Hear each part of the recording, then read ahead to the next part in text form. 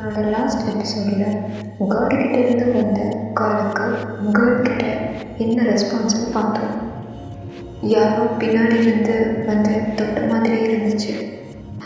அது வேற யாரும் இல்லை, ஈவில் தான் அவள் பின்னாடி வந்து இருந்து தொட்டுச்சு. யாரு யார் அது? யார் நீங்க? பயப்படாத, கொஞ்ச நேரம் கண்ணு மூடி அமைதியாக காணும் இரு. அங்கே யாரும் இல்லை, எல்லாம் உன்னோட மனப்பிரமை. ஆமாம், இது எல்லாமே என்னோட மனப்பிரமை. இங்கே யாரும் இல்லை. நான் ரொம்ப பிரேவான கேர்ள். இங்கே எதுவும் இல்லை. நான் எதுக்கும் பயப்பட மாட்டேன். நான் ரொம்ப ஸ்ட்ராங்கு.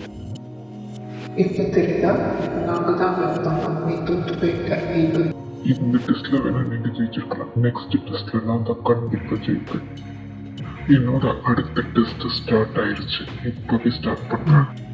டேன், என்கிட்டயே சண்டை போடுறது, என்னையே இழுத்து பேசுறியா? உனக்கு எவ்வளவு தைரியம்? ஒரு தடவை சொன்னா கேட்க மாட்டியா? உன்னோட மூஞ்ச முகரைய உடைச்சிட வேண்டாம்.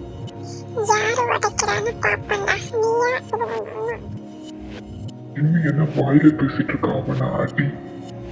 நீ யார் பேச்சையும் கேட்காத, உன் மனசுக்கு என்ன தோணுதோ அதன்படி நடந்துக்கும்.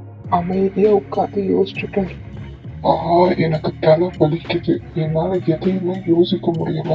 இப்ப நான் என்னதான் பண்ணணும்? இவனை அடிக்கணுமா இல்ல அமைதியா உட்காரணுமா?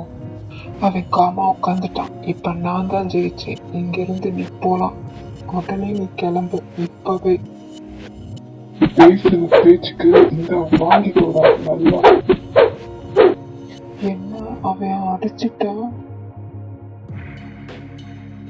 இந்த தடவை நான் தான் ஜெயிச்சேன். இப்ப தெரியுதா, இந்த பையன் எனக்கு அடிமையாயிட்டான். மனுஷங்களால கோவத்தை கண்ட்ரோல் பண்ண முடியாதனால இந்த தடவை நீ ஜெயிச்சிருக்கலாம். ஆனா எப்பயும் அப்படியே இருந்துட மாட்டாங்க.